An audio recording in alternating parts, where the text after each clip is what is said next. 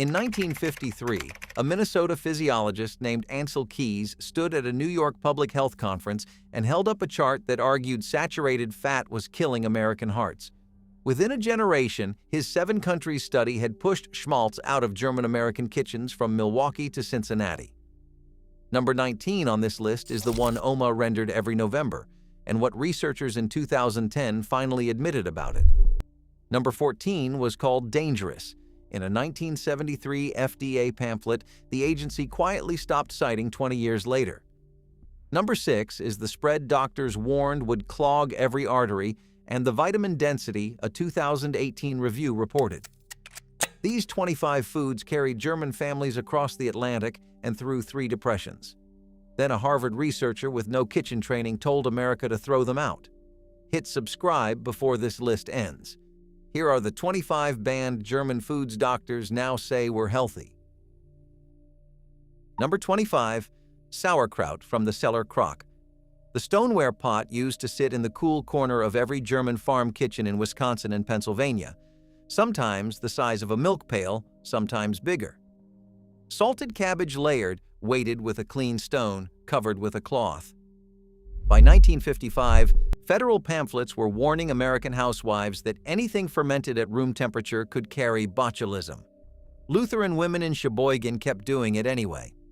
They knew the salt and the acid finished the job before any pathogen could move in. A 2021 Stanford study by the Sonnenberg Lab put 36 adults on a regimen rich in fermented foods for 10 weeks and tracked their blood. Microbiome diversity rose. 19 inflammatory markers fell, including interleukin-6, the chemical cardiologists worry about most. Oma had no chart and no microscope. She had a crock and the patience to wait 6 weeks. Her granddaughter is the one buying it now in glass jars at the co-op for $9. The kitchen knew first. Number 24. Schmaltz spread on rye bread. A glass jar of rendered pork fat used to sit on the table at every German-American breakfast from St. Louis to Cincinnati, with a small wooden spreader resting beside it.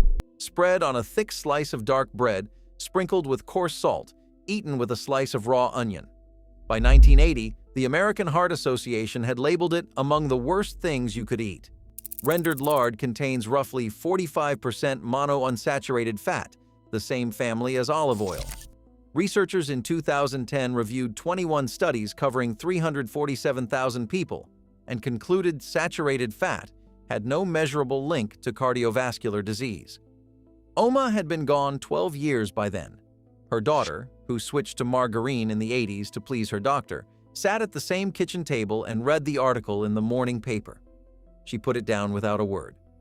She walked slowly to the chest freezer in the back hallway and pulled out the last jar of schmaltz her own mother had rendered in November of 1991. Number 23. Leberwurst on a hard roll. The spread that German-American children carried to school in waxed paper, smeared thick on a brötchen, sometimes with a smear of grainy mustard. Doctors in the 80s told their patients to throw it away. Organ meats were heavy in cholesterol, the new enemy. By 2015, the Federal Dietary Guidelines Committee dropped the cholesterol cap entirely. The evidence had not held up. 100 grams of Leberwurst delivers more than 8 times the daily value of vitamin B12, almost 5 times the daily value of vitamin A, and a usable dose of heme iron the body absorbs better than any pill on the shelf. The Lutheran nurses in Buffalo used to feed it to women recovering from childbirth. They were not following a science journal. They were following what the body asked for. 3 generations later, the science finally caught up to what those nurses already knew. Number 22. Blutwurst with apples and onions. The thick slice of blood sausage your grandfather pan-fried on a Sunday morning, served beside a small mountain of caramelized apples and onions, eaten with a slice of dark bread and a cup of strong coffee. American doctors in the 70s called it grotesque and warned about iron overload. Blood sausage carries between 400 and 500 milligrams of iron per liter of source blood, and the heme iron in it is the most bioavailable form known. A pregnant woman in 1940 Cincinnati who ate a slice on Sunday was getting more usable iron than 3 modern prenatal vitamins combined. Hospitals in West Germany kept recommending blood sausage for postpartum recovery into the 80s. American hospitals stopped. Now, the American women recovering from delivery in beige rooms with green jello on a tray were quietly anemic for 2 generations because of a translation error in the medical journals. Number 21. Eintopf with marrow bones. The one-pot stew that simmered all Saturday on the back of every German-American stove, vegetables, barley, beans, and a long beef bone with the marrow still inside. The cook would crack the bone at the table, scoop the soft center, and spread it on bread for whoever sat closest. By 1985, hospital dietitians were telling cardiac patients that bone marrow was almost pure fat and to skip it. Bone marrow is roughly 90% fat by weight. It is also concentrated glycine, proline, and conjugated linoleic acid. Studies in the 2010s started reporting that those exact molecules support joint repair and intestinal lining. The German grandmothers in Indianapolis who fed marrow to children with weak knees and to husbands recovering from coal dust in their lungs had no journals to cite. They had 3 centuries of farm knowledge. Their pot was passed down. Their wisdom was not. Number 20. Quark with honey and heavy cream. The fresh fermented dairy that German kitchens served at breakfast, white as snow in a small bowl, drizzled with dark honey, sometimes a spoon of heavy cream stirred through. In the low-fat panic of the 1980s, supermarkets stopped stocking full-fat quark and replaced it with sweetened low-fat yogurt. Researchers tracking dairy intake across 21 countries reported in 2018 that full-fat dairy had no link to cardiovascular disease and a slight protective association with stroke. The women in St. Cloud who had eaten it every morning for 50 years had felt no need for the study. They had felt their joints work, their digestion stay easy, and their grandchildren grow up tall. The quark in the dairy aisle now is one of the most expensive items in the cooler. The recipe is simpler than yogurt, and the women in St. Cloud could have shown anyone how. Number 19. Rendered speck and bacon drippings. Every German-American kitchen in the upper Midwest kept a small ceramic pot on the back of the stove for bacon fat.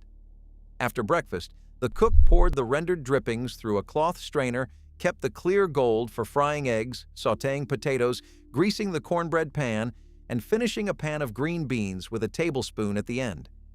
The pot was passed from mother to daughter, sometimes for 50 years. By 1968, the U.S. Department of Agriculture had pushed an aggressive campaign to remove animal fats from the American diet. By 1992, the federal food pyramid grouped lard with sugar at the tiny peak, marked use sparingly. The Lutheran cooks in Milwaukee read the pyramid, scoffed quietly, and kept the pot. Bacon drippings are roughly half monounsaturated fat. The smoke point sits high enough for a hot skillet. The flavor finishes a dish in a way no seed oil ever could. The 2010 meta-analysis covered 347,000 people across 21 studies and found no link between saturated fat and heart disease. The 2014 review in the Annals of Internal Medicine pulled in another 530,000 subjects and reported the same. The University of Washington epidemiologist who led the original anti-fat panel quietly admitted in interviews that the evidence had been weaker than the policy. The ceramic pot in the back of the stove had been right the whole time. The grandmother who washed it out in 1962 and the granddaughter who pulled it from the attic in 2018 share the same instinct. The part few people talk about is how often the kitchen knew first. The journals catch up. Number 18. Salzgurken from the brine crock. The crisp, lacto-fermented pickles that sat in a wooden barrel in every German-American basement, salted, weighted, sometimes with a dill flower and a clove of garlic floating on top. By the 70s, the FDA was pushing pasteurized refrigerator pickles, the ones in the bright jars on supermarket shelves. The traditional brine pickle nearly disappeared from American kitchens. The lactobacillus that the brine grows is the exact bacterium that the gut microbiome research of the 2010s kept identifying as protective against inflammatory bowel disease and metabolic dysfunction. Children in the Pennsylvania Dutch homes who ate one pickle with lunch every day for a decade had digestive systems doctors today would describe as enviably resilient. Their grandparents called it a side dish. Their grandparents were also right. The barrel in the basement worked simple chemistry no factory has matched. Number 17. Schweinshacks with crisp skin. The fatty pork knuckle slow roasted in a low oven for 4 hours. The skin scored and crackled into glass, served with sauerkraut and a dollop of mustard. The Cincinnati German restaurants used to put it on the menu every Sunday until the mid-'80s, when health columns started running warnings about saturated fat in pork. Restaurants quietly pulled it. The dish came back in the 2010s, when chefs rediscovered that the same cut had been the celebration meat of Bavaria for 4 centuries. The skin is rich in collagen and gelatin, the connective tissue the supplement industry now sells in $20 bottles. The slow-rendered fat at the bottom of the roasting pan was reused for a week of cooking. The German grandfathers in Newark who carved the knuckle at the head of the table understood food utility in a way no current nutrition column has matched. The dish came back. The grandfathers did not get to see it. Number 16. Pumpernickel from a long bake. Real pumpernickel is whole-grain rye dough that bakes in a low oven for 16 hours or more, the crust nearly black, the center dense and slightly sweet. By the late 70s, anti-carbohydrate trends had begun reducing pumpernickel sales in the American Midwest by more than half. A 2018 metabolic profiling study tracked 118 compounds that sourdough fermentation creates in rye dough, including branched-chain amino acids and microbial metabolites of phenolic acids. People who ate whole-grain rye bread had lower morning blood sugar, lower inflammation markers, and longer satiety than those who ate refined wheat. The German bakeries in St. Louis that closed during the carb fear era had been making the loaf the same way for 90 years. The science only finished writing the explanation in 2018. The bread itself had been the proof since 1880. The science arrived late, but the bread had been quietly waiting all along. Number 15. Hackepeter on a Brötchen. The raw seasoned pork that German butchers served as a Sunday morning treat, ground from fresh shoulder, dressed with salt, pepper, raw onion, and sometimes a shake of caraway, spread thick on a hard roll, eaten with a beer. By 1985, several U.S. states had banned the sale of raw pork for fear of trichinosis. The fear was reasonable in 1885. By 1985, USDA inspections and the 1980 Swine Health Protection Act had nearly eliminated trichinosis in commercial American pork. Trichinosis cases in the United States have been measured in the dozens per year for a decade now. The German butchers in Milwaukee, who still make meat under a careful state license, trace the practice back 4 centuries. The flavor is bright and clean. Children in Hamburg eat it at birthday parties shaped into a hedgehog with olive eyes. The American supermarket will likely never sell it. The German-American family that grinds it in the basement on Sunday morning still does, and the family that lost the practice lost something the science had already made safe. Number 14. Sülze with vinegar and onion. The cold jellied head cheese that German butchers made from pork shoulder, ear, and trotter, simmered for hours, pressed into a loaf, sliced thin, served with vinegar and raw onion on dark bread. By 1973, an FDA pamphlet warned American consumers that organ meats and animal byproducts were high in cholesterol and should be avoided. Most American delis dropped Sülze from the case within a decade. The collagen and gelatin in the dish are the exact molecules the supplement industry now packages in expensive jars labeled bone broth protein. The amino acids, glycine and proline that the simmered shoulder releases support intestinal lining and joint repair, according to research published in the 2010s. The German grandmothers in Buffalo and Cincinnati did not know any of that. They knew the dish kept their husbands strong and their grandchildren growing. The Lutheran cookbook in 1947 included the recipe without footnote. The same recipe in a 2024 wellness magazine carries an editor's note about gut-healing peptides and a recommendation to source pasture-raised pork. The amino acid profile is identical. The grandmother in 1947 was working from memory and necessity. The wellness columnist in 2024 is working from a peer-reviewed paper. They arrived at the same plate. The price has changed, the dish has not. The grandmother who pressed it into a loaf on a Tuesday afternoon in 1958 with a clean weight on top and a cloth over the bowl was practicing science the journals would write about 60 years later. What most people miss about the Lutheran parish kitchens of the upper Midwest is that the trotter was never a poor woman's cut. It was a generous woman's cut because nothing was wasted and everything was used, and the body received the full nutrition the animal had carried. The dish disappeared from American delis. It never disappeared from the German-American basement. Number 13. Eisbein with sharp mustard. The boiled pork hock served with sharp mustard and pickled cabbage, the meat falling off the bone in long pale strands, the fat layer rendered tender. American doctors in the 80s warned cardiac patients to skip it entirely. The bone broth that Eisbein creates as it simmers is the exact preparation wellness shops now sell in pouches.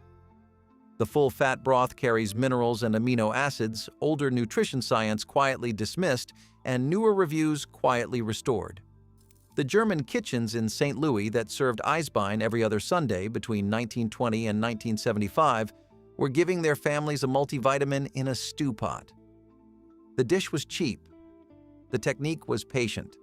The household that ate it weekly did not visit the doctor often, and the family learned the kitchen could heal what the pharmacy could not.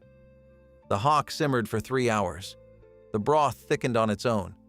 The grandmother knew the dish was working when the meat slid clean from the bone, and she ladled the broth over a piece of dark bread for whoever came in cold from the porch. Number 12. Roggenbrot, dense whole grain rye. The everyday loaf that sat on every German-American breakfast table, sliced thick, eaten with butter or schmaltz, never with jam in the morning. By the early 2000s, low-carbohydrate diets pushed dense rye bread off the kitchen counter and into the freezer.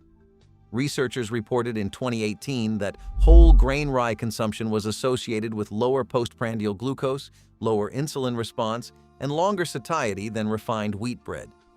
The fermentation process raises B vitamin content, including riboflavin and folate. The German bakeries in Cleveland that closed in the late 90s had been baking the same loaf since 1899. The bakery in Dusseldorf that still makes it ships now to American customers at premium prices. The grandmother in Indianapolis who used to slice a fresh loaf every Tuesday morning would have laughed at the markup. The bread had not changed, the market around it had. The dough was still mixed by hand. The fermentation still ran overnight. The crust still cracked the same way under a serrated knife. Number 11. Linsensuppe mit Speck.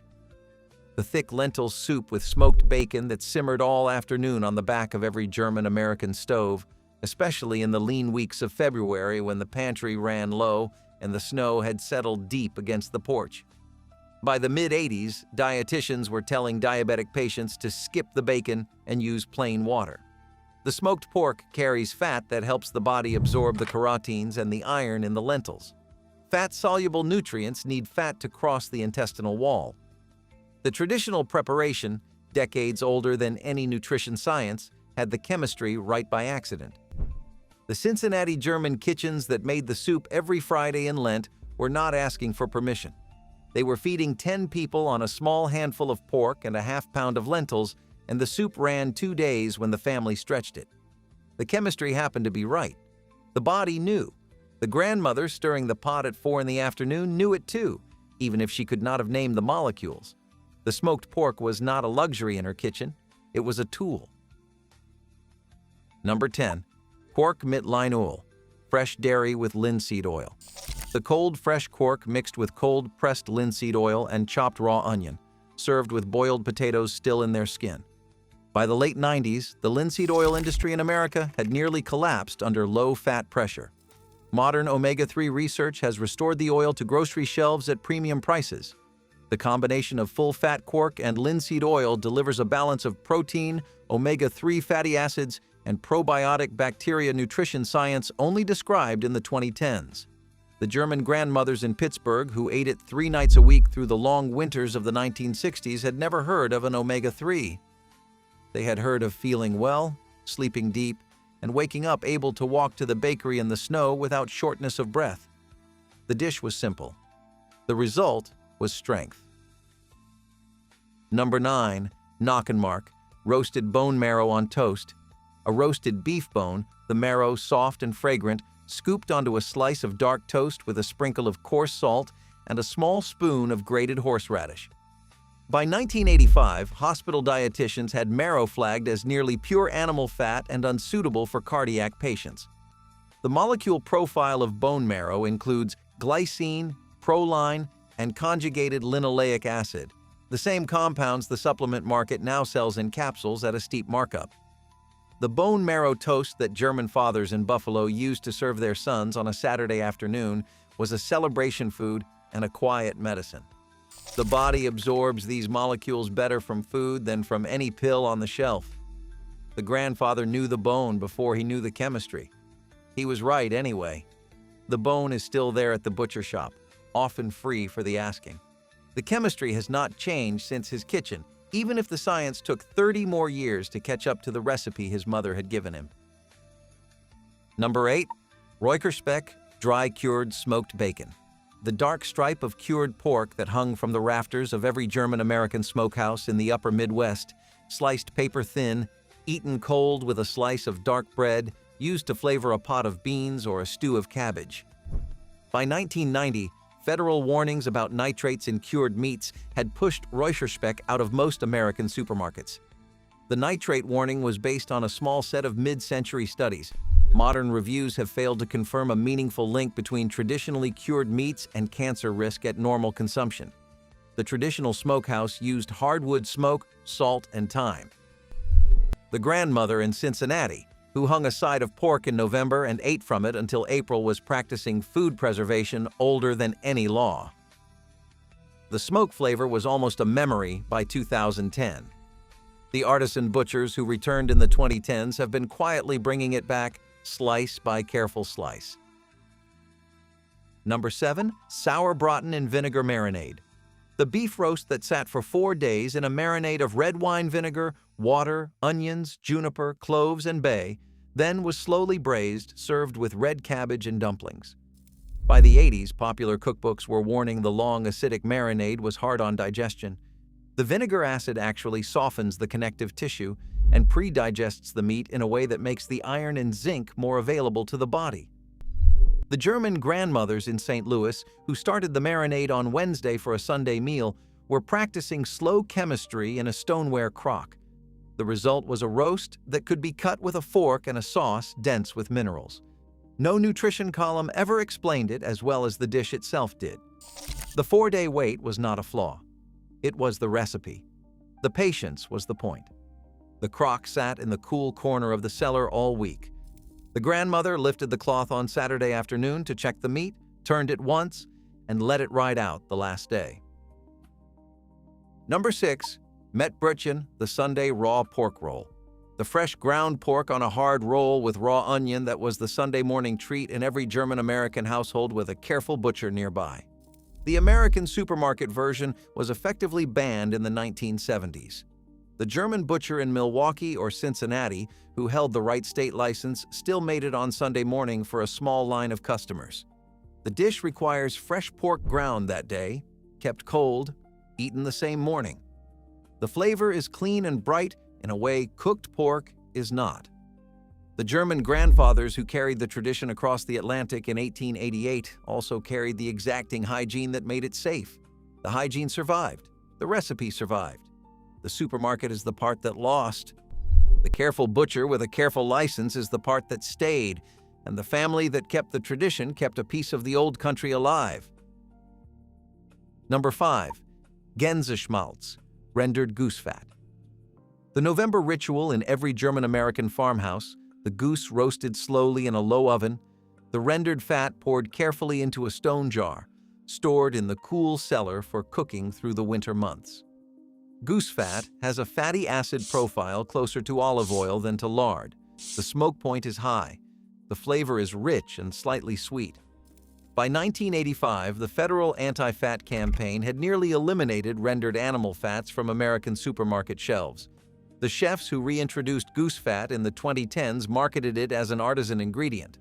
The German grandmother in Wisconsin who rendered her own from the November bird and used it through April was practicing kitchen economy no current grocery store can match. The body reads the fat the same way it always did. The label changed. The biochemistry never did. The November bird is still the November bird, the cellar jar is still the cellar jar, and the wood spoon is still the same one her mother used in 1934. Number 4. Full-fat Vollmilch Kaffee. The pitcher of whole milk on every German-American breakfast table poured into hot coffee, sometimes warmed first on the stove until a thin film formed on the surface. By the 90s, federal guidelines pushed skim milk as the responsible choice. The Pure study tracked dairy consumption across 21 countries and reported in 2018 that full-fat dairy intake had no link to cardiovascular disease and a slight protective association with stroke. The grandmother in Buffalo, who poured the morning milk thick into her son's coffee in 1955, was giving him a balanced fat profile and a usable dose of fat-soluble vitamins. The skim version that replaced it for 30 years stripped out the very molecules that helped him absorb the calcium it advertised. The science finally ran its own correction. The corrected version reads almost exactly like the grandmother's morning routine. The whole milk is back in the cooler at the better grocery stores. The skim carton sits unsold beside it. Number 3. Bierwurst with sharp mustard and dark bread. The dense, smoky sausage that anchored every German-American picnic and church supper, sliced thick, served with sharp mustard, dark bread, and a glass of cold beer. By the 90s, federal sodium guidelines had labeled traditional cured sausages a high-risk food. Modern reviews have softened that warning considerably. Sodium intake matters most for a small fraction of salt-sensitive adults. For the broader population, the link between salt and cardiovascular outcome is weaker than the policy assumed. The German grandfathers in Milwaukee who carried Bierwurst to a Saturday picnic for 40 years were not the public health concern. They were the people who lived to 84 with a strong handshake and a clear mind, the men who walked to the bakery in the morning and to the Union Hall at night and ate Bierwurst on a Saturday with no apology. Number 2.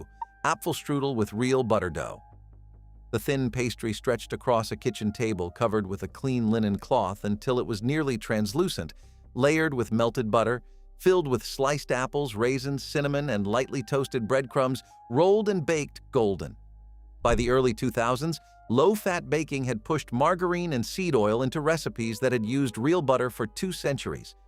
Researchers reviewing 34 years of data published in 2014 reported butter consumption had at most a small link to cardiovascular disease and almost none to mortality. The German grandmothers in Cincinnati who pulled the strudel from the oven on a Sunday afternoon and dusted it with powdered sugar were not breaking any rule. They were practicing a craft older than the science that briefly questioned it. The strudel cools on the wire rack by the window. The kitchen smells of warm apple and butter. The recipe never changed. The chemistry finally agreed. Number 1. The daily Brötchen with butter and aged Käse. The fresh hard roll from the corner German bakery, split open while still warm, spread thick with cold butter, layered with a slice of aged Tilsit or Emmental, eaten standing at the counter with a cup of coffee. The American breakfast industry spent the 1980s and 90s telling consumers the combination was a heart attack on a plate. The 2014 Annals of Internal Medicine Review tracked 530,000 people and reported almost no link between full-fat dairy and cardiovascular disease. The 2018 Pure study confirmed it across 21 countries. The German grandfather in St. Louis, who walked to the bakery every morning at 6 for 40 years, was not damaging his heart. He was getting a balanced breakfast of fermented dairy fat, slow grain, and a little salt. The doctor who told him to stop in 1989 was working with bad data. The recipe survived the doctor. The kitchen always wins. None of these foods are banned by any law. The doctors who told you to stop eating them just changed their minds. Pick one this week, render a small jar of bacon drippings, and keep it on the back of the stove for the morning eggs. Spoon a tablespoon of sauerkraut onto your dinner plate. Sit at the table, not the couch. Tell us in the comments which one your Oma made and which Midwest German town she made it in. These foods are not folklore. They are tested kitchen science, refined by hungry generations, and the agencies that warned against them have quietly walked the warnings back.